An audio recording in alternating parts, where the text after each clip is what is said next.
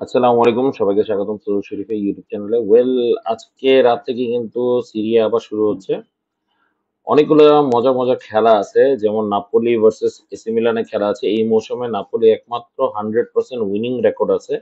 যদিও 4টা ম্যাচ গিয়েছে, সেই 4টা ম্যাচের মধ্যে 100% উইনিং রেকর্ড একমাত্র নাপোলি। এসি মিলান অপর পাশে মাত্র একটি ম্যাচ হেরেছে, সেটা ক্রেমোনেসের বিপক্ষে।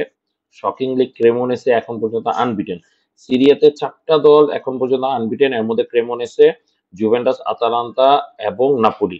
আজকে আবার আতালান্তা ভার্সেস জুভেন্টাসের খেলাও আছে। সো যে কোনো একটা দলকে এখন বিটেন হয়ে যাবে নাকি না, এটা একটা বড় প্রশ্ন। আরেকটা বড় প্রশ্ন হচ্ছে নাপোলির 100% রেকর্ড কি আজকে ব্রেক হবে নাকি না।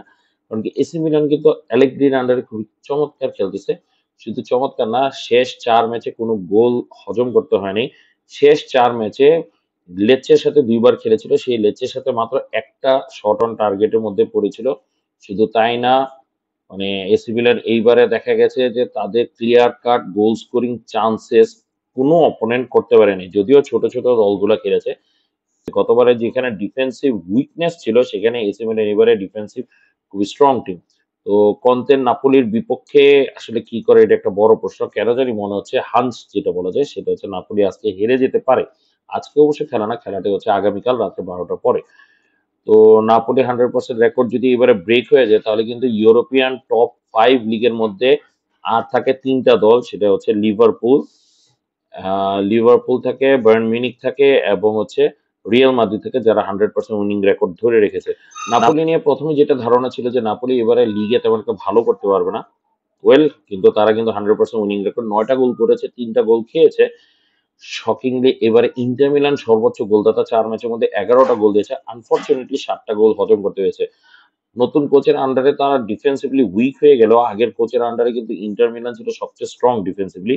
আর ডিফেন্স যাদের স্ট্রং তাদের অবশ্যই তারা চ্যাম্পিয়ন হয়, এটা আমরা সবাই ধারণা করে রাখি। মিলান যেমন এখন পর্যন্ত মাত্র 2টি গোল খেয়েছে, সেটা প্রথমেই ক্রেমোনেসের বিপক্ষে খেয়েছিল।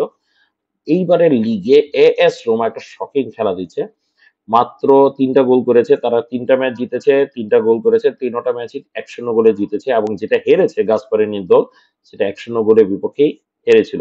এবং এএস রোমা এই মুহূর্তে আছে 4র্থ স্থানে, এসি মিলান আছে 3য় স্থানে, জুভেন্টাস আনবিটেন, তারা আছে 2য় স্থানে, এবং 5ম স্থানে আছে আতালান্তা, যারা আরেকটা টিম যারা আনবিটেন রয়েছে। তো জুভেন্টাস আতালান্তা খেলা আজকে রাত্রেই 10টার সময় হবে, এবং ক্রেমোনেসে খেলবে কোমোর বিপক্ষে।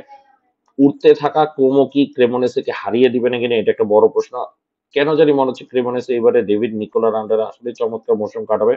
জেমি ভার্ডি আছে, সেই জেমি ভার্ডি যে 10 বছর আগে লিস্টার সিটিকে নিয়ে কিন্তু রূপকথার গল্প লিখেছিল। দেখা যাক 7টা থেকে আসলে খেলা শুরু। আর কোমো শেষ ম্যাচে, কোপা ইতালিয়ার ম্যাচে 3-0 গোলে কিন্তু সাসুলোকে উড়িয়ে দেয়। সো সেকেন্ড ডিভিশন থেকে আসা ক্রেমোনেসে কি করে, এটা একটা বড় বিষয়। আমি ধরে নিচ্ছি এবারও ক্রেমোনেস একটা ড্র করে বসতে পারে, অথবা জিততেও পারে। দেখা যাক, শুভকামনা রইল সবাইকে। আসসালামু আলাইকুম।